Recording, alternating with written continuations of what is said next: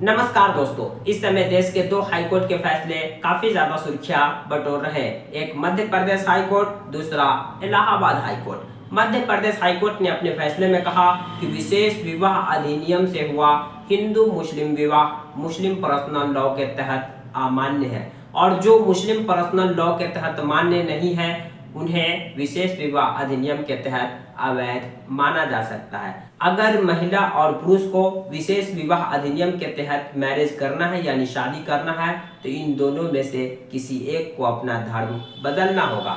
वहीं दूसरी तरफ ठीक इस फैसले के उलट इलाहाबाद हाईकोर्ट ने कहा कि शादी के लिए धर्म परिवर्तन करना जरूरी नहीं है, यानी कि अलग अलग धर्म के महिला पुरुष विशेष विवाह अधिनियम के तहत शादी कर सकते हैं। ये दोनों फैसले काफी ज्यादा सुर्खियां बटोर रहे हैं। इस खबर को आगे और विस्तार से हम जानेंगे। उससे पहले हम आपको बता दें कि विशेष विवाह अधिनियम के तहत यह प्रावधान है कि दो अलग अलग धर्म की महिला और पुरुष बिना धर्म परिवर्तन किए अगर विवाह करना चाहती है, शादी करना चाहती है, मैरिज करना चाहती है, तो उन्हें विशेष विवाह अधिनियम 1954 के तहत करना होगा। जैसे कि देश में एक बहुत फेमस शादी है अतहर आमिर और टीना राबी। ये दोनों आईएएस थे, एक मुस्लिम समुदाय से आते थे, दूसरे हिंदू समुदाय से। ये दोनों आपस में शादी करना चाह रहे थे, लेकिन दोनों में से कोई भी अपना धर्म परिवर्तन नहीं करना चाह रहे थे, तो उनकी शादी विशेष विवाह अधिनियम के तहत ही हुई थी।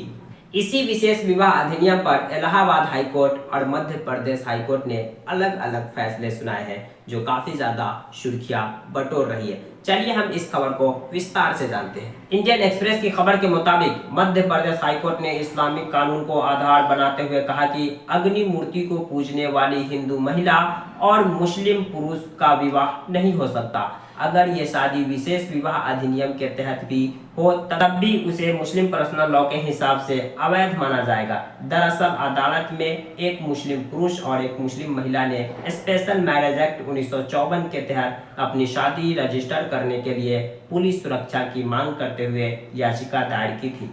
जोड़े के तरफ से पेश वकील ने कोर्ट को बताया था कि महिला शादी के लिए दूसरे धर्म नहीं अपनाना चाहती है और न ही पुरुष अपना धर्म बदलना चाहता है। ऐसे में दोनों ने शादी रजिस्टर करने के लिए पुलिस सुरक्षा मांगी है। बार एंड बेंच की रिपोर्ट के मुताबिक 27 मई को मामले पर फैसला सुनाते हुए जस्टिस गुरपाल सिंह अहलूवालिया ने कहा कि एक मुस्लिम पुरुष और एक हिंदू महिला के बीच शादी को मुस्लिम कानून के तहत अमान्य विवाह माना जाएगा, भले ही स्पेशल मैरिज एक्ट के तहत विवाह क्यों नहीं हो। अदालत ने आगे कहा कि जो भी विवाह पर्सनल लॉ के अंतर्गत मान्य नहीं है उन्हें विशेष विवाह अधिनियम के तहत वैध नहीं माना जा सकता।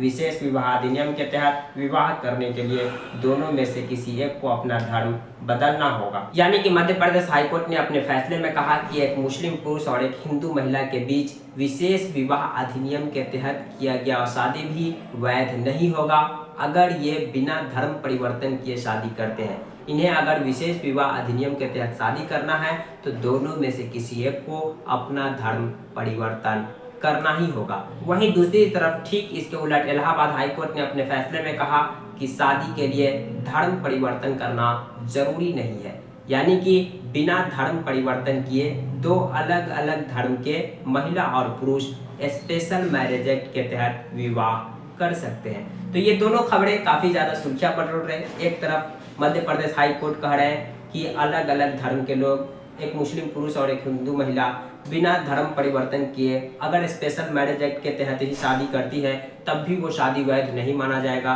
क्योंकि ये मुस्लिम पर्सनल लॉ के तहत अमान्य है, और जो मुस्लिम पर्सनल लॉ के तहत अमान्य है उन्हें स्पेशल मैरिज एक्ट के तहत वैध नहीं माना जा सकता। अगर उन्हें स्पेशल मैरिज एक्ट के तहत शादी करनी है तो इन दोनों में से किसी एक को अपना धर्म परिवर्तन करना होगा। तो दूसरी तरफ इलाहाबाद हाईकोर्ट ने कहा कि शादी के लिए धर्म परिवर्तन करना जरूरी नहीं है, बिना धर्म परिवर्तन किए अलग अलग धर्म के महिला पुरुष को विशेष विवाह अधिनियम के तहत शादी से नहीं रोका जा सकता। इन दोनों फैसलों पर आपकी क्या प्रतिक्रिया है? कमेंट बॉक्स खुला है, कमेंट कर सकते हैं। जानकारी पसंद आई तो प्लीज़ वीडियो को लाइक कर दीजिए, चैनल को सब्सक्राइब कर दीजिए। अगर आप हमें फेसबुक पेज पर देख रहे हैं तो फेसबुक पेज को फॉलो करना ना भूलें। Thank you for watching.